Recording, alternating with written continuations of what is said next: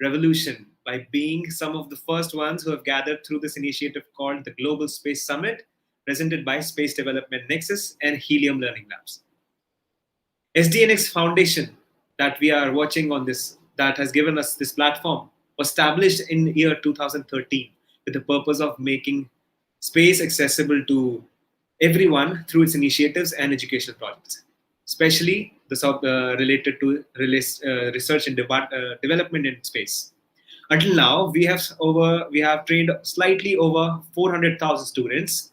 Helium Learning Labs, who are our special organizing partner, is an edtech company who aims to establish a world-class digital space school to fill the gaps between the space education and the space industry, to train the students of the future space workforce. Today, the session that we have come for, the Global Space Summit, our role, the theme for today's session is the role of space education and research in the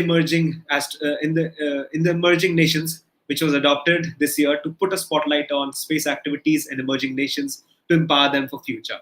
We expect that through this summit, the students and the young space professionals can get guidance with education in their life and in their career. Now, our guest, Mr. Harlee. He's an extraordinary gentleman, an inspiring astrophysicist, and a special guest who is a space science enthusiast. With a million dreams like all of us, will take us on a journey which will help us reach our escape velocity. Harlee is a BSc in physics graduate from the University of Philippines, currently serving in the NPoC of the Philippines SGAC. He has led and participated in several SGAC projects in commercial space, space education, and space exploration. Most of his current work is in the space activities, primarily in promoting and developing strategies for emerging space nations to participate in the global space activities, with a background in designing unmanned vehicles and designing unmanned aerial vehicles, UAVs, traffic prediction. His work now is in space technology and MAI, which interests primarily resting in the future of technology. He's also leading a space startup that combines satellite imagery with AI.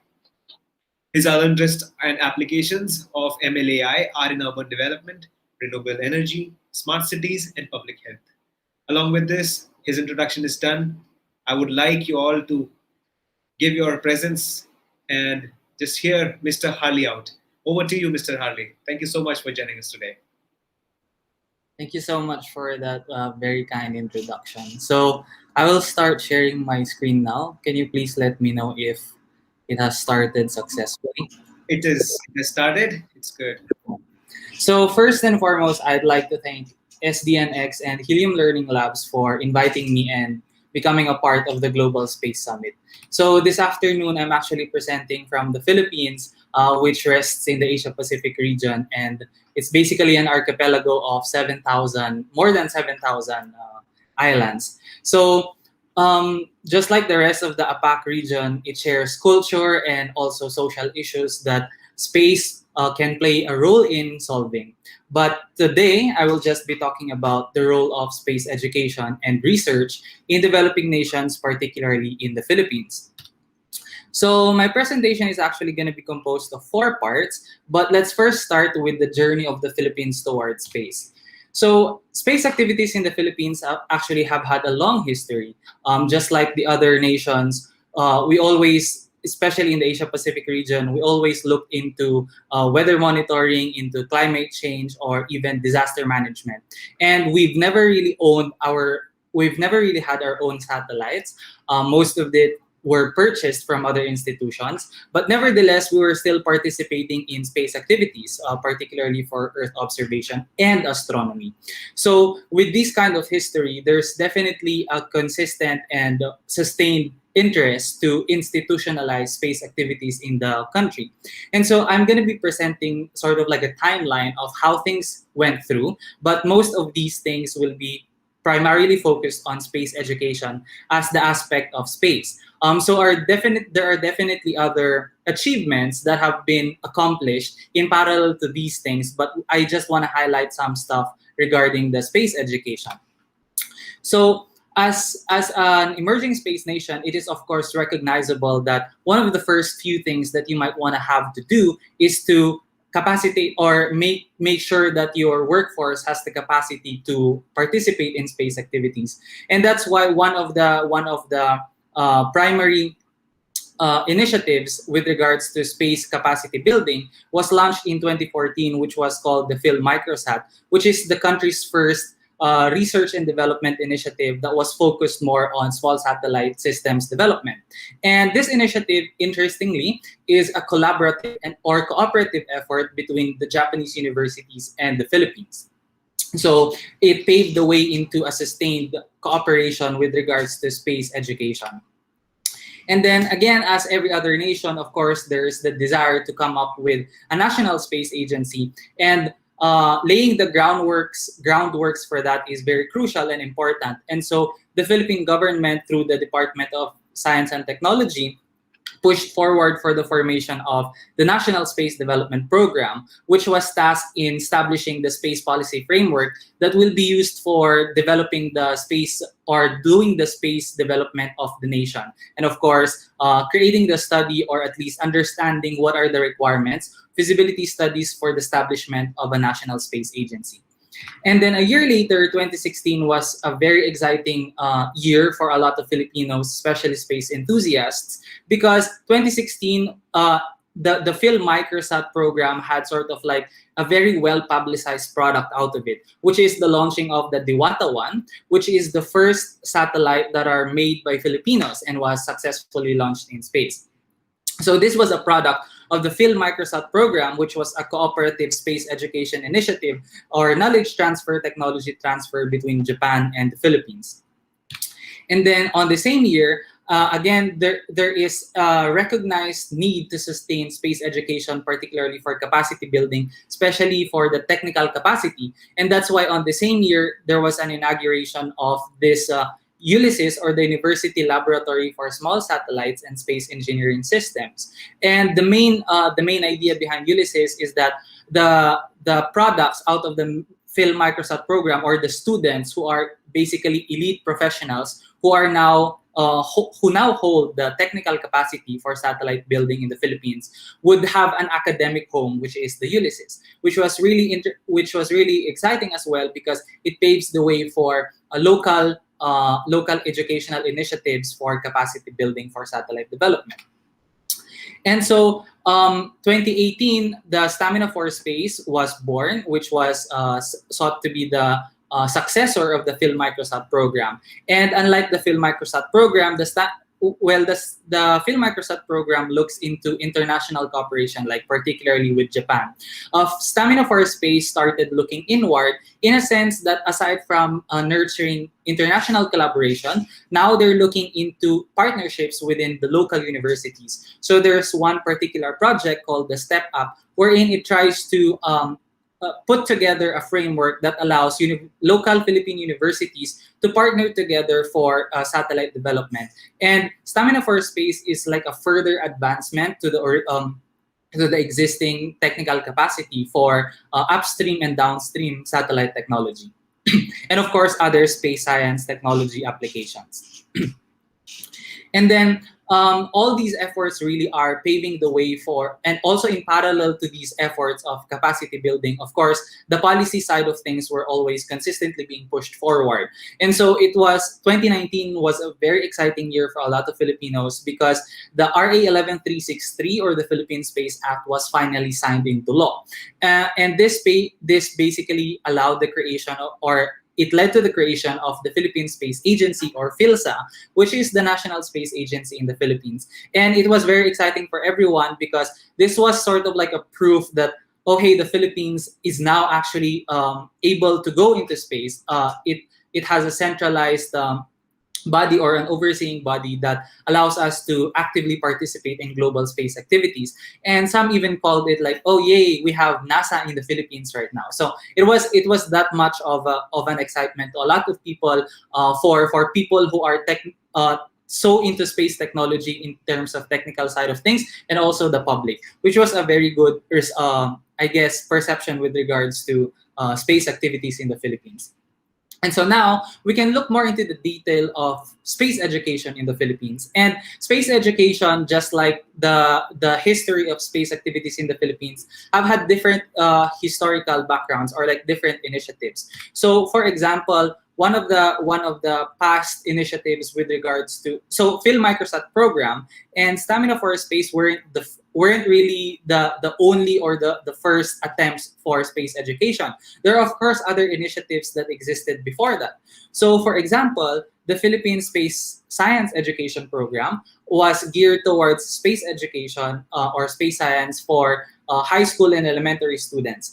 And then there is a consistent annual celebration of the World Space Week and the National Astronomy Week. And what's really good about these two celebrations is that they've been repeatedly celebrated, but also not just geared towards academic space education, but it's also on space education towards the public. So these two events, World Space Week and National Astronomy Week, are often jam-packed with activities that invites the public to participate in space outreach, basically like telescope viewing or participation in concept creation and whatnot. So it bridges the gaps between the public and the expectations of the academy. But then over the next few years, there have been new methodologies, or at least more effective methodologies that are now well recognized when it comes to space education. So one is the international collaboration, which is, of course, obviously demonstrated by Phil Microsat and Stamina for Space. And most of these international collaboration for space education is meant for technology and knowledge transfer. I guess it's the most effective and easiest way for an emerging space nation such as the Philippines to make its workforce have the capacity to do it. So through an international collaboration, it doesn't have to go immediately into developing its own indigenous capacities. However, in parallel to these international collaboration, of course, it is well recognized that if you go outside, if you collaborate with the outside, collaboration should also exist on the inside. And so collaboration between local state universities and colleges and the private higher education institutions, or the HEIs, in the Philippines is also crucial for an effective space educational framework. However, it is very interesting to note that there are actually existing space science education related institutions already. And these, I'm talking about institutions that also include informal educational initiatives. But what's very important to note here is that most of these initiatives are not fully embedded in any educational framework, which means to say that there are independent efforts, yes, but as a framework that is planned and systematized, it's not yet there, but it's already in the way. So that's crucial to note, because when you're talking about space education for emerging space nations, having this embedded in a formal educational framework will, of course, obviously have a higher advantage. And then another thing that tends to get missed out when it comes to space education is the concept of multidisciplinarity.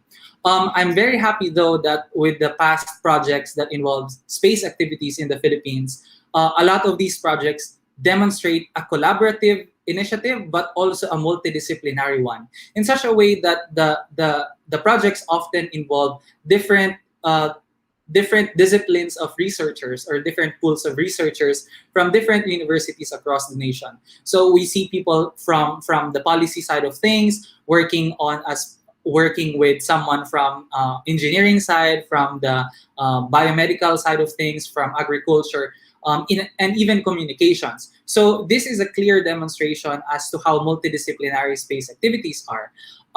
Also, this is just based on my experience, but back when I was still enrolling for a college degree, I was really looking into space-related courses, but I don't think I've had the good grasp of which ones are existing. So in a sense, at that time, courses that are remotely or closely related to space are not so famous. But they might have existed, but I don't think they were that famous. But with the recent developments, with the recent spur in space activities, a lot of these things are becoming more common or becoming well known. They've existed, but now a lot of people know them.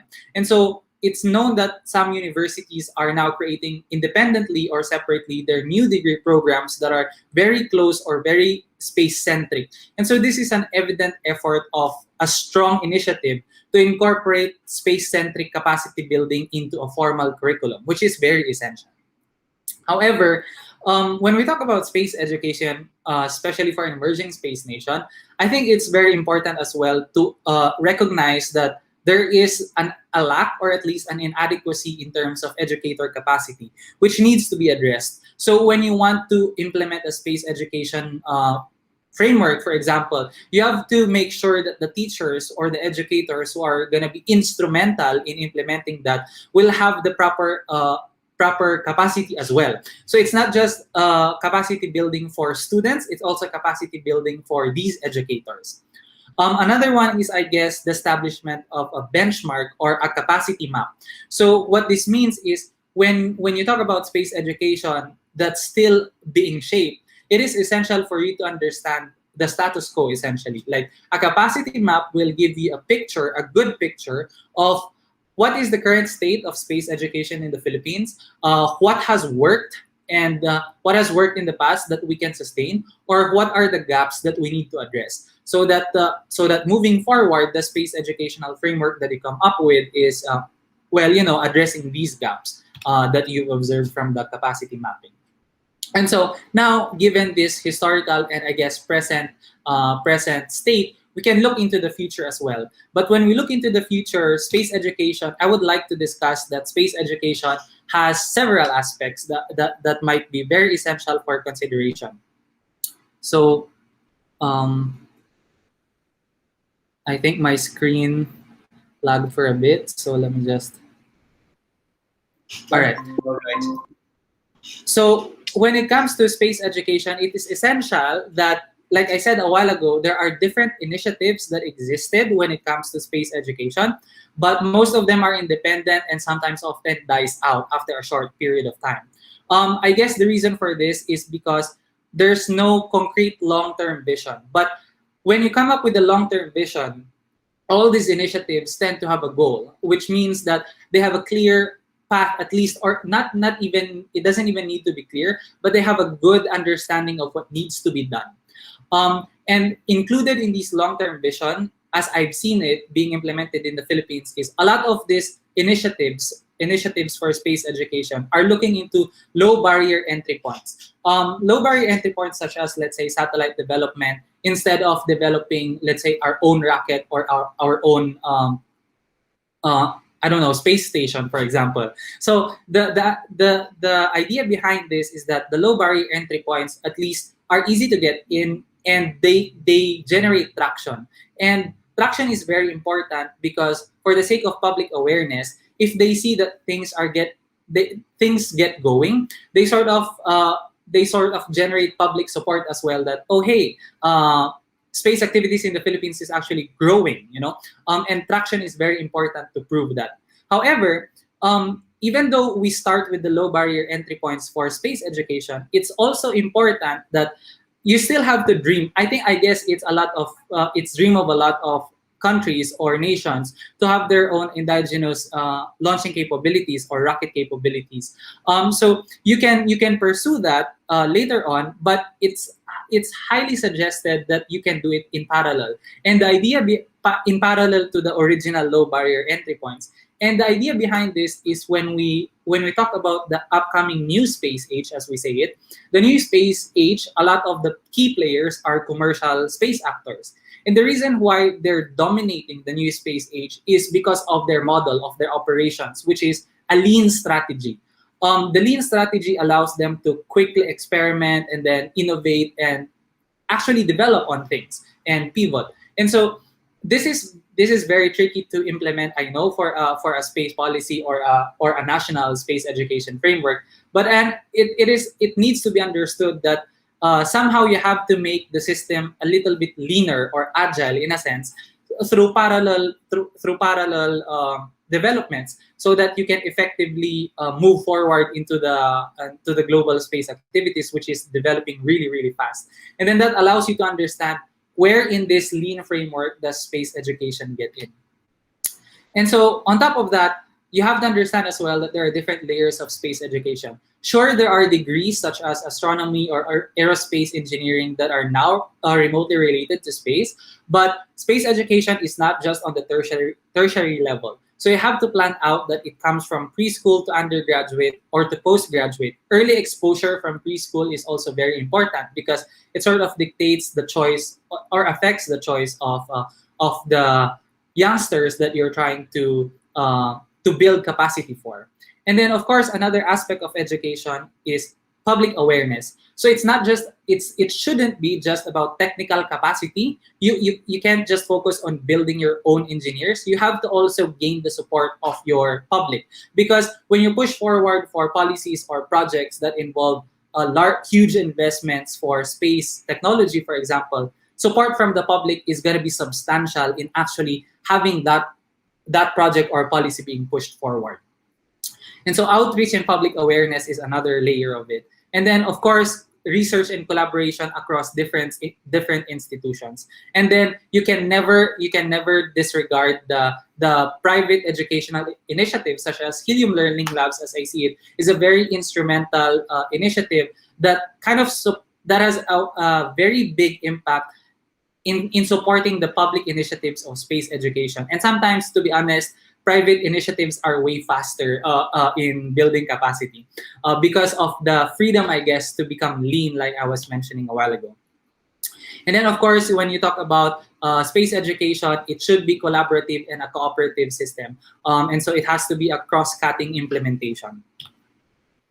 Now, I keep repeating the concept of multidisciplinarity of space education because I think this is very crucial. I'm very happy that I'm seeing a lot of evidences of this in the Philippines. But most of the time, the multidisciplinary part of space is often seen in the professional world already. Like wherein the people are working with engineers, with business people, and whatnot.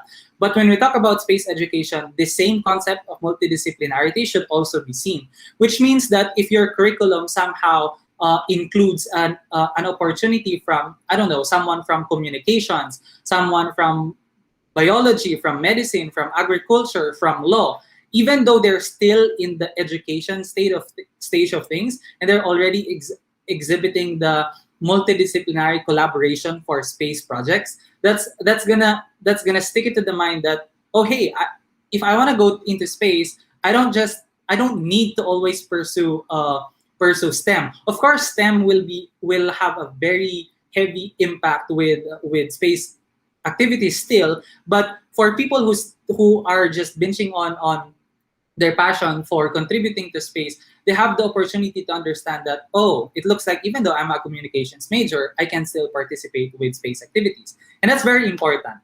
And so I think one of the very interesting things that I see in the Philippines when it comes to another aspect of space education is taking advantage of the passion of the Filipino people. So if you talk to a lot of youngsters, I guess this is not just in the Philippines, but in a lot of emerging nations, a lot of them get so excited when you talk about space, when you talk about the stars, when you talk about rockets. And leveraging on that passion really is very instrumental because say I'm a graphic artist or I'm a designer and I don't know, I don't have the technical capacity to create a rocket, but I'm happy designing things and I'm just interested with rockets. I can be instrumental in coming up with educational materials that allows me to be educated and other people like me to be educated with that material as well.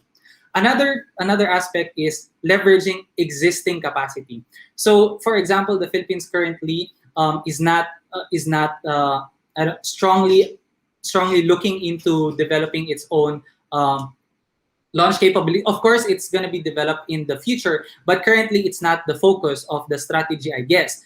This is just purely hypothetical and based on observation, is that it's trying to look into low barrier entry points by leveraging existing capacity. So for example, a lot of the Filipinos are, I don't know, software engineers, and you can educate them that, oh, hey, you're a software engineer. Do you know that even though you're a software engineer, you can actually actively participate in space activities. You can create a software for us that will become a payload of a satellite, for example, or that can simulate a space environment for research purposes, or you can work with us as a software engineer to create an Earth observation dashboard. Or if a lot of the Filipinos are from the medical background, if you're an expert in radiations from the medical field, how can you contribute into space? There's a lot of opportunities for you. If you're into medicine, how can you be a Filipino doctor who's also working in space activities? So you see, educating these people,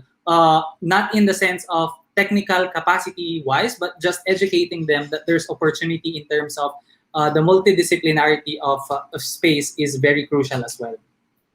And so that's for multidisciplinarity. And of course, it's given partnerships are very crucial. And that's why partnerships locally and internationally, such as the PhilMicrosat program and the Stamina for Space, was very successful. Partnerships with other organizations such as SGAC and Helium Learning Labs, I think, will become very, very fruitful. In terms of institutionalization, this simply means that you create a central body that leads the way, not controls, but leads the way for space education. And the importance of this is that they will be very crucial in terms of formalizing and creating the roadmap for a space educational framework, for example. And so those are the different aspects of space education that I'm so happy that are becoming very evident in the Philippines right now as an emerging space nation. But I would also like to share some initiatives from the Space Generation Advisory Council in the Philippines with regards to space education. And a lot of our work really builds on capacity building that is inclusive, in a sense that we invite people from space and non-space professions as well.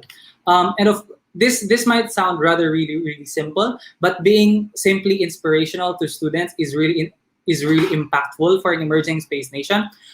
When SGAC, the Philippine SGAC, tries to share to students what they can do with SGAC, they get intrigued that, oh, hey, I'm in the Philippines, but I can work with a scientist, an astrophysicist from the United States, for example, or from the United Kingdom, and come up with a really good output that is actually making sense, for example. These are instrumental in as simple as inspiring them, allows them to envision that, oh, hey, there's actually future for me in space in the Philippines. I don't need to go abroad, or I don't need to challenge myself having to, I don't know, come up with money just to pursue my dream, because it's doable in the Philippines. And so, for example, in line with that, the SGAC as a network provides a platform for the encouragement of international collaboration between space young professionals in the Philippines and the global SGAC network. And this can be done through collaborative projects. This can be done through collaborative research. And the SGAC partnership is very easy to do because you can go in as an individual. You don't even need to be strictly affiliated to an institution. And that kind of collaboration is effective for space education, as it is the easiest form for knowledge transfer and capacity building, albeit informally, but it's very rich. So, for example, I myself have been involved in activities such as designing a Mars city state, for example, which is, if I just stuck in the Philippines, there's not that kind of opportunity for me to work on an urban development for a 1 million city state in Mars. But through SGAC, I was able to do that, and I've really learned a lot. And so that's another aspect of space education. Informal space education opportunities are really crucial, and compared to formal ones, these are the ones that are most abundant and more accessible to a lot of Filipinos. So we also offer matchmaking, in a sense that, okay, you're a starting space young professional in the Philippines, but you want to know more about the industry, global industry, and that's why through SGAC, you can connect with the global space network, and so you can exchange industry knowledge as well. Public awareness is crucial, like I said. Some people say that, oh, hey, we're investing millions of pesos in satellites, for example. What does it exactly do to us? Why do we need to go to the moon? Why do we need to go to Mars, for example? So it's important to align the perception that space is not always pointing up. With space, you can actually also look down, which is a lot of the efforts of satellite development in the Philippines right now. That it's a lot of Earth observation initiatives. And so, yeah, educating the public about this will help push forward for a much stronger public support. It's crucial for them to understand what exactly space is. And so yeah, science communicators are very important. Like it's important for the public awareness, but also another part of it is when it comes to policy, you have to educate the politics sides of things. Like this is the technical side of space, but you have to also educate the people who are involved in politics that these are the benefits, these are the blah blah blah and whatnot. So yeah, different aspects to communicating space, and you just have to be very creative at it. And so as a final thing, I guess I would like to share this multidisciplinary space activities that are being created and gonna be born in the next few months from SJEC. So these are projects that are also central into space education in the Philippines, but also looks into the multidisciplinarity of it. And so, for example, the Filipino creatives in space are looking into congregating creative minds who are not necessarily engineers, who are not necessarily physicists, to just talk about space, like literally just talk about space. So, for example, you're an artist, you wanna talk about space. Maybe you have some idea. The reason for why this is important is creative people are usually thinking out of the box, and we want to say, for example, when we design a lunar base camp, we can probably leverage of a creative mind. So they can just come up with a lunar base camp design purely out of creativity without consideration of technical limitations, and then you can just consider those technical limitations later on by because you can draw unique opportunities or unique ideas from this really out of the box ideas from creative minds. Another one is the out of this world business.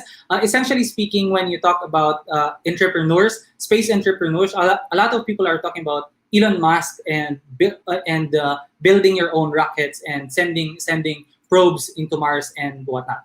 But space entrepreneurship, or the commercial side of space, there are a lot of opportunities as well. So we want to educate entrepreneurs or people with entrepreneurial mindset that, hey, you are an entrepreneur. Do you want to think over a technology, over a business model that leverages space technology? And so those are the opportunities that we're looking forward to launch in the next few months within the year. And so when it comes to space education, there are different aspects to it. Of course, public-private collaboration, multidisciplinary space education, and the long-term vision is really crucial. Having a long-term vision is important because it aligns different initiatives. So even if a lot of organizations have their own space education initiatives, the existence of a national long-term vision tends to align these things together. And of course, important is to promote partnerships locally and internationally. Actually, I'm hoping that we could strike a deal with Helium Learning Labs and SDNx for a very Philippine-centric or Philippine-based space education initiative as well. So yeah, I know I've been talking a lot of things, and that's just a few of the things that I want to share with regards to space education in the Philippines. If you want to know more, particularly about the projects that we're currently creating and we plan on creating, or you want to work with us in coming up with a space education initiatives based on the insights that I've shared, you can take a screenshot of your screen right now, or you can scan the QR code there, so you can save my contacts, and then you can reach out to me for further discussion of these things that I shared. So yeah, thank you so much, and I hope you've learned even just a few things for all the things that I've said. So yeah, thank you so much. Well, thank you, Mr. Harlee. Thank you for the insights for the recent development in space country, and we are inspired. Yes, we did learn a lot of things about the projects that you have taken, such as this stamina for space, and there were so many collaborative approaches that you mentioned, some multidisciplinary space activities also. We are sure that your country and our emerging nations will progress through the upcoming days, and we as a community will grow and keep inspiring people who progress through afterwards towards the future, which is space or cosmos, as we call it. Let us now move on to our next part of the session. I'm going to ask you a few questions, which most of the people who are curious and some curious minds in general have. It'll take just 20 minutes. All right. So my first question to you is, Mr. Harlee, according to you, how is it possible to enhance research possibilities and space education opportunities in emerging nations. Like the way we've mentioned already, that having multidisciplinary space activities and collaborations, but more about it. Kindly express a little. I think for an emerging space nation, most of the consideration is how do I come up with a capacity building initiative that's not so costly, or I guess easy to justify to the public. And so I mentioned about low barrier entry points. I did also mention a while ago about private initiatives that are often involving online distance learning. We in SJAC are also creating something like that.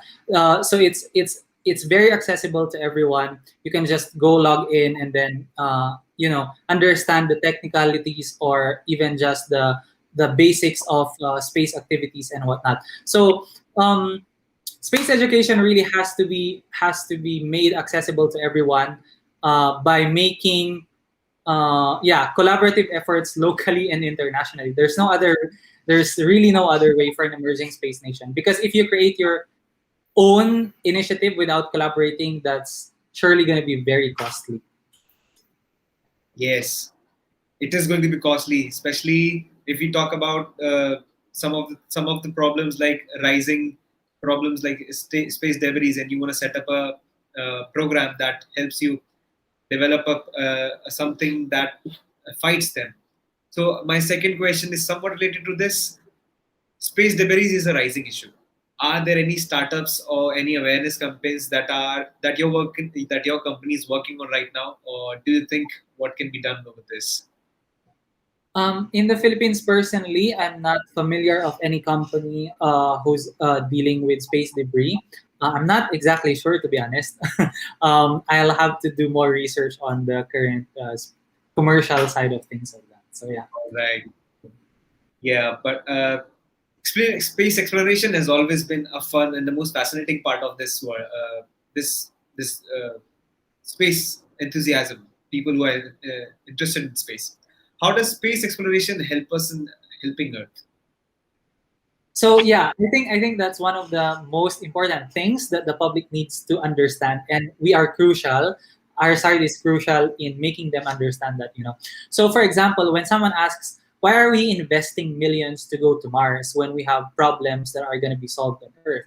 I guess the easiest example that lets them understand is that what we discover in outer space is often reverted back to Earth in such a way that how can we apply that new discovery on Earth? So, for example, there could be a discovery about medicine that was generated in zero gravity that turns out to be really effective for a disease on Earth, for example. That's just like a very crude example. Um, that's on top of the very obvious value that you can derive from Earth observation data, wherein you send satellites in space and then it looks down on Earth, and that allows us to monitor our cities. It allows us to monitor our natural resources. So those kinds of technology, really, like I said a while ago, they're not just pointing up. They're always often trying to understand what can we do with life on Earth. So yeah, I hope that gives a sense. Yes, it does. Yeah. But let's move on to the next question. As you have worked in the aerospace industry for so long and so many projects that you have mentioned already, as have experience, just tell about the experiences that you have had that you would like to share with people who are actually venturing into the space industry at the moment right now, who are just venturing, started Yeah. work right now. I think I will share one of the most impactful statement that really drove me into to getting engaged with space activity. So my first exposure to an international space network, which is the SJAC, was back in 2016, if I'm not mistaken. So there was an event of SJAC in the Philippines in conjunction with the APR SAF. And then I did ask the exact same question. Like as a Filipino, I'm like, oh my God, I want to go to NASA, I want to go to ESA, but I'm in the Philippines. I don't have I can't afford to go there. So I asked her, how can I engage? And what she said is just volunteer, just volunteer, just volunteer. And so when you find organizations or projects such as SGAC, SDNx, or Helium Labs that you can get engaged in as a volunteer, just as a volunteer, it will pave the path for you to meet people who are also space enthusiasts. It will open opportunities. Oh, hey, this is just a pure discussion scenario, but I'm actually learning a lot from it. It's not a formal education, but it's way more educational than my other opportunities. So yeah, for me, the first step really is, as much as possible, if you can find a way to volunteer for any space project, I think that would be awesome. Yeah. Yes. And you talked about so many projects, and we learned so much from you, the education background that you have had, and so many things that Philippines has done, especially that the part that you have played into your nation by growing it. Now, you never talked about some personalized things. Let's come back to them a little. I want to know what inspired you to uh, to pursue space science in the first. In the track. Well, this was an interesting story. It's not remotely directly related to space in particular, but so I started. My degree was in physics, right? When I was in high school and choosing for a degree to pursue in college, I was like thinking, the first thing that really stuck in my mind, because I was a fan of Marvel's X-Men, so the X-Men, and the X-Men was explaining powers in terms of genetic mutations and whatnot. So I initially thought, oh hey, I want to study powers, telekinesis, and whatnot. So I want to go to biology because I want to pursue genetics. And then I ended up understanding that, okay, genetics for superpowers is probably in a very long way. Technology, on the other hand, as an assistant, would be much quicker, and that's how I ended up with physics. And then while I was in physics, I get the exposure of like the works of Einstein, the works of Hawking, general relativity, black holes, astrophysics, and really the crucial ones are the sci-fi novels that I read. There's no particular one, but like literally all of them are just creative envisioning of what space can be, and that's why I'm so passionate about the effect of creativity with encouraging people to go into space, because that's how I got encouraged out of these creative imaginations of so many people. I wasn't even into it technically. I was just, oh, I want to be a superpower. I don't know. So yeah. We love superheroes. Yeah. Who doesn't? You Yeah. touched upon the areas of physics, especially black holes. I'm guessing most of the people here must be interested in them, and educating them about them would be a good idea. Yes. I have always had this one question about the information paradox, but never did I ever try to find out, or never I found out about what it really is. This information paradox, that when something goes in the information, the black hole consumes everything, but information, where is it gone? Yeah. Not exactly sure which information paradox are we talking about, but the first thing that came to mind is, I think it rests on our day-to-day perception of what time is, like causality. We're so used to one thing is caused by another. So if the cause is suddenly gone, or like you're stuck in a loop, I think that's where the paradox comes in, that hey, that doesn't make sense, something like that. So yeah. Yeah, those kinds of information, or those kinds of uh, thought-provoking thoughts, thought-provoking ideas are really up for discussion, I guess. This is a solid exact. I think this is a solid way of telling this. Causality is definitely one way, because everything is for a cause, and everything that happens sparks something else, and something else happens. That is how butterfly effects work, and causality is one of it. So just like you said, yes, in black holes, when something has come inside the black hole and it's vanished suddenly, nothing is happening. So Yeah. what's the cause after that? What has that caused? That is one aspect of information paradox. I think you could write a fun theory paper on this, I guess. That's a good suggestion. Let's look into it. Because already you were so much moved and inspired by superheroes. Why not be why not be the physicist, the Doctor Strange? Who's, Yeah, true.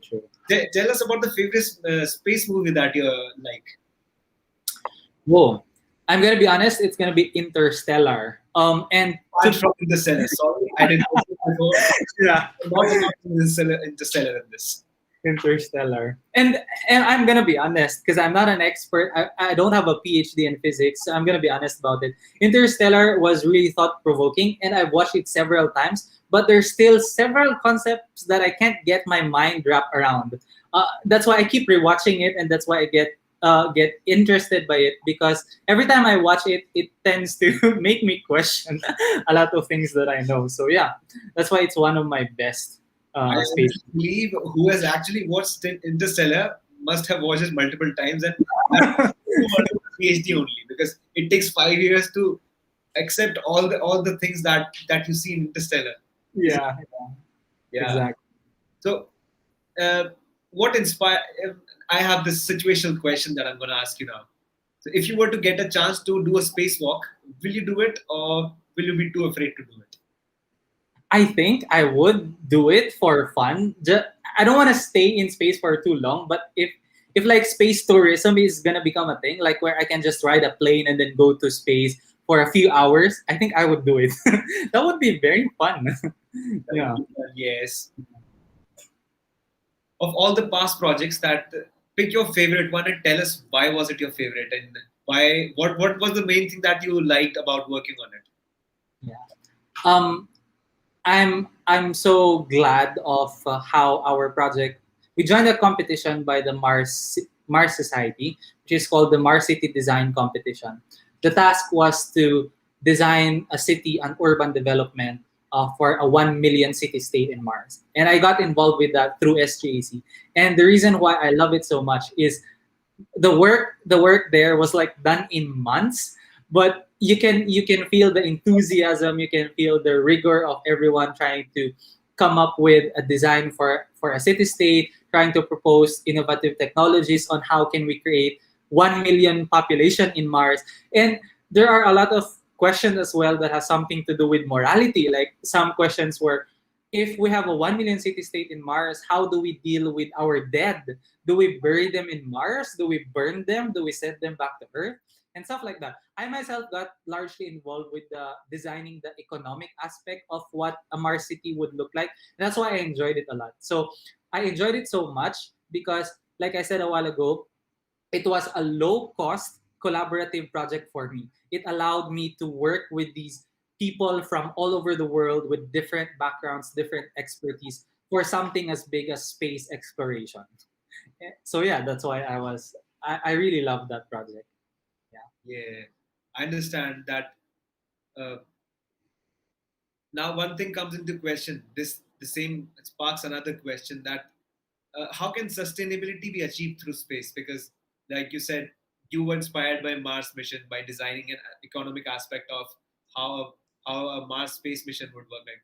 But sustainability is also there. How do you think we can make space more sustainable? Yeah. To be honest, that's a very difficult question for me to think over. Sustainability, just like how I presented space education, has different aspects to it. Um, one of the important things that I see is to let everyone or all the stakeholders involved understand the risks and the rewards. Balancing the risks and the rewards is very crucial for a sustainable project, and also trying to look into how can it go into the future. So a lot of the people who might be business people are just thinking about generating money, for example. This is just a crude example.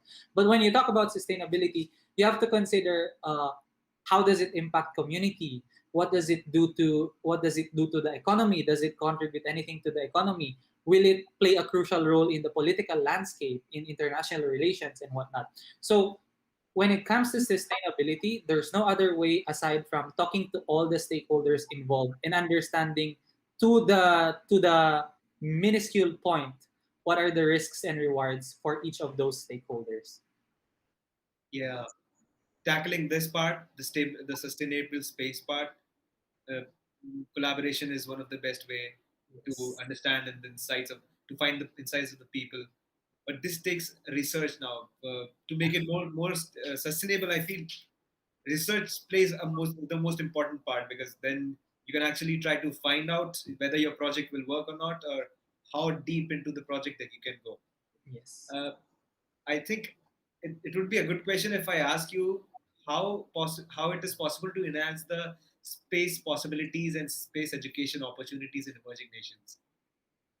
Yeah, I think what's important. I will repeat what I mentioned a while ago. The existence of a long term vision is very crucial, because even if you recognize that there is a need for space education or capacity building, and a lot of people, a lot of institutions are doing their own thing, that is more counterproductive than how you'd want it to be.